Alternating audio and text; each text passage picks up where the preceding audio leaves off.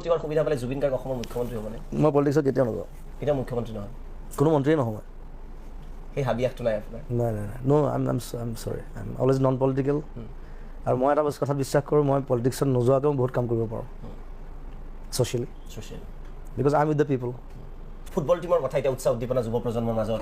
আমাৰ গুৱাহাটীয়ে নিজৰ ফুটবল টীম এতিয়া পালে, আপোন ফুটবল টীম এটা পালে, যাৰ বাবে চেয়াৰ কৰিব পাৰে। সেই ফুটবল টীমৰ লগত আপুনি কেনেদৰে জড়িত আৰু কি ক'ব বিচাৰিব? মই জড়িত আছোঁ এজ এ পাৰ্টনাৰ, আৰু যিমান পাৰোঁ হেল্প কৰিম। ফুটবলটো যিহেতু মই নিজেও ভাল পাওঁ, আৰু মই আগতে কৈছোঁ মই বিশ্বাস কৰোঁ অসমৰ পৰা ভাল ভাল ফুটবলাৰ ওলাব। চ' আমাৰ কিবা যিকেইজন মানুহ আছে গোটেইকেইজন ভাল ভাল মানুহ, মেচিয়ৰ্ড মানুহ, গোটেইকেইজন জনা বুজা মানুহ, আৰু মই চাগে ইমেচিয়ৰ্ড তাতকৈ।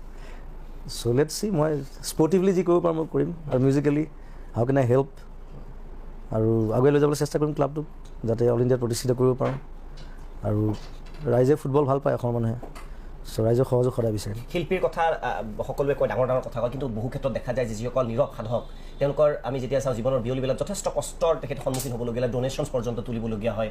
আপুনি সেই বিষয়ে কি ক'ব, যে ছ'চিয়েল ছিকিউৰিটি এটা প্ৰয়োজন শিল্পীৰ বাবে, আৰু যিসকলে এইবোৰত ডাঙৰ ডাঙৰ কথা কয় তেওঁলোক আগভাগ লৈ ওলাই আহিব লাগে, কিন্তু সময়ত তেওঁলোক ওলাই নাহে? সেইটো এতিয়া আমাৰ আৰ্টিষ্টৰ যেতিয়া প্ৰব্লেম হয়, ৰাস্তালৈ প্ৰথম অহা মানুহটো মই, গুটি ৰাতি ঘূৰি ফুৰোঁ, ডনেশ্যন তোলোঁ, চান্দা তোলোঁ, গভৰ্ণমেণ্টৰ ফালৰ পৰা কিবা এটা দিয়ে বাৰু, সেইটো বেলেগ কথা।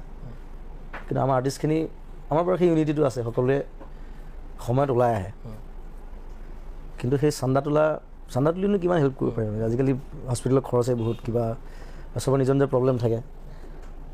গতিকে সেই ছ'চিয়েল বুলি নহয়, এটা সেইটো কাৰণে মই কলাগুৰু আৰ্টিষ্ট ফাউণ্ডেশ্যন বনাইছোঁ। সেইটোক মই লাহে লাহে আগুৱাই লৈ গৈছোঁ, মোৰ টাইম লাগিব মই জানো, আৰু সেইটো বিশেষকৈ সকলো ধৰণৰ আৰ্টিষ্টৰ কাৰণে কৰিছোঁ। আমি অনুষ্ঠানৰ শেষ অংশলৈ এতিয়া আহিছোঁ। আমি কেইটামান খুব প্ৰশ্ন মই আপোনাক কৰিব বিচাৰিছোঁ, খুব গুৰুত্বপূৰ্ণ।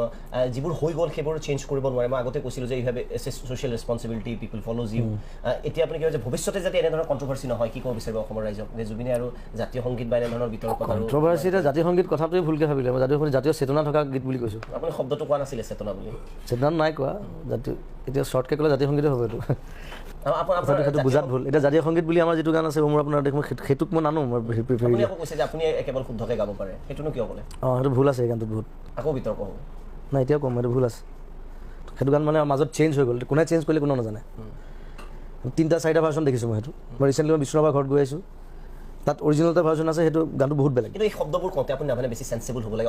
অসমীয়া আমি জাতিটো খুব আৱেগিক বুলি সকলোৱে জানে, গতিকে আপুনি কিছুমান শব্দ যেতিয়া ব্যৱহাৰ কৰে, don't you think that you should be more sensible in using those? নাই, চেঞ্চিবল মানে চিয়া নাখাই কথা ক'ব নাজানো, প্ৰথম কথা হ'ল সেইটো। আৰু মই যিটো দেখিছোঁ, ইভেন বিষ্ণুৰাভাহঁতে গোৱা ৰেকৰ্ডখনো শুনিছোঁ মই, তাত সুৰটোও বেলেগ। এতিয়া কোনে, মই কি ক'ম এতিয়া? কিন্তু বহুতে একচেপ্ট কৰিব নিবিচাৰে, কনজাৰভেটিভ যিটো। নহয়, এতিয়া ৰেকৰ্ডখন আছে, এখন শুনি চালেই হ'ল। তেওঁলোকক সেয়া আপুনি ৰেকৰ্ডখন আছে না, আমাৰ অনিল শইকীয়া ছাৰৰ ঘৰত আছে, বহুতো ঘৰত আছে, বিষ্ণুৰাভাৰ ঘৰত আছে। বিষ্ণুৰাভাৰ ঘৰটো গোটেই পাণ্ডুলিপিটো আছে, মোক সেইদিনা খুলি পেলাই দেখুৱাইছে। সেইটো গানটো বহুত বেলেগ আছিল, যে ক'ত খুঁতটো থাকি গৈছে। সেইটো আচলতে যিসকলে আছে আমাৰ সাহিত্যৰ মজিয়াত, তেওঁলোকে যদি আগভাগ লয়, তেতিয়া সেই বস্তুটো ওলাই যাব গোটেই কথাটো। এতিয়া কম্পিটিশ্যন সম্পৰ্কে কি ক'ব? আপোনাৰ জাতীয় সংগীতৰ লগে আৰু জাতীয় সংগীত আহি গৈছিল, কিবা মন্তব্য? এইটো কিবা কনচিডেঞ্চ নাজানো, নহয় আৰু মই ধেমালিকে কৈছিলোঁ, ল'ৰা ছোৱালীবোৰে গাই আছিলে মোৰ লগত, নহ'লে এইটো তোমালোকৰ জাতীয় সংগীত হ'ব পাৰে বুলি কৈ দিলোঁ। Because I was singing. সেইটো ধেমালিতে কোৱা কথা, এইটো কণ্ট্ৰভাৰ্চি হ'ল। খালি সেই অংগুৰ আপোনাৰ দেশটোৰ অকণমান ক'ৰবাত কিবা এটা চেঞ্জ হৈছে মাজত, সেইটো যদি তেওঁলোকে চায়, সেই খুঁতটো যদি উলিয়ায়, তেতিয়া আমাৰ কাৰণে ভাল আচলতে।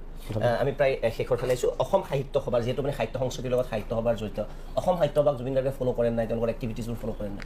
এতিয়া সাহিত্য সভাৰ কথা ক'লে মই আকৌ বেয়াকৈ ক'ম। এতিয়া যোৱা বছৰ আগৰ বছৰ মোক মাতিলে, গুৱাহাটীত সাহিত্য সভা হৈছিলে, মই তাত গান গালোঁ, মই ফ্ৰী অফ কষ্ট গান গাইছোঁ দেই, বাজেট নাই বুলি ক'লে, মই অ'কে, সাহিত্য সভা। তাতে ঘূৰি আহোঁতে মোক পেকেট এটা দিছে, কৈছে উপহাৰ এটা দিছোঁ। সাহিত্য সভাৰ পৰা মোক কি উপহাৰ দিব পাৰে?